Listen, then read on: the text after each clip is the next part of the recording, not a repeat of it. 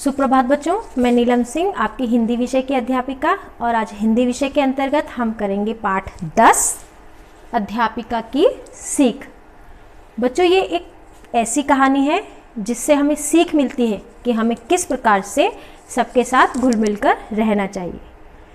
ये जो कहानी है ये एक बच्चे की कहानी है जिसका नाम है संयम, जो एक नए स्कूल में दाखिला लेता है, एडमिशन लेता है और किस प्रकार से वो अपने आप को सबसे दूर रखता है और अंत में अध्यापिका उसको एक उदाहरण के साथ, एक एक्सपेरिमेंट के साथ समझाती है और वो समझता है।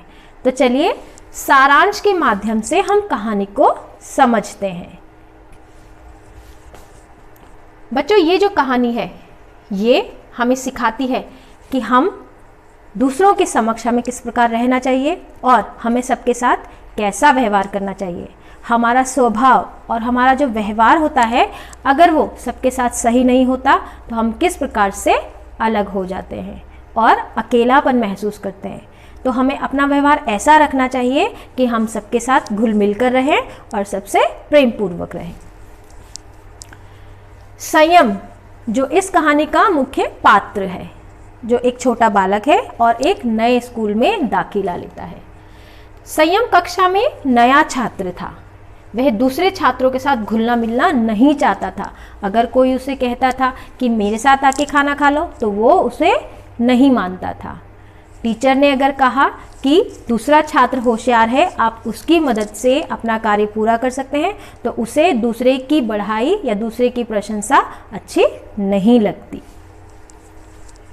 यदि दूसरे छात्र उसे खाना खाने अथवा खेलने के लिए बुलाते हैं तो वह उस बात को टाल देता है, अर्थात वो किसी के भी साथ ना तो खेलना चाहता है और ना ही खाना खाना चाहता है।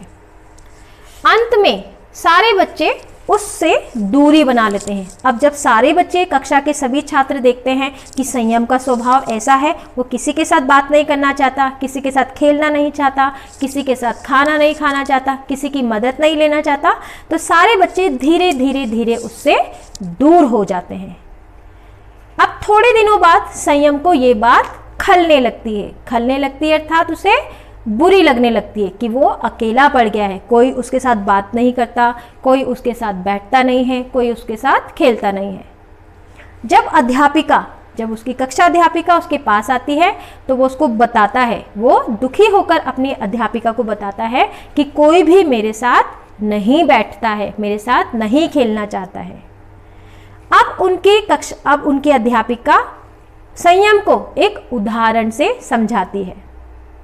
वो ग्लास में पानी लेती है और उसमें तेल की कुछ बूंदें डालती है और वो संयम को समझाती है कि संयम, क्या आप देख रहे हो कि ये जो तेल की बूंदें हैं ये पानी में घुल नहीं रही हैं।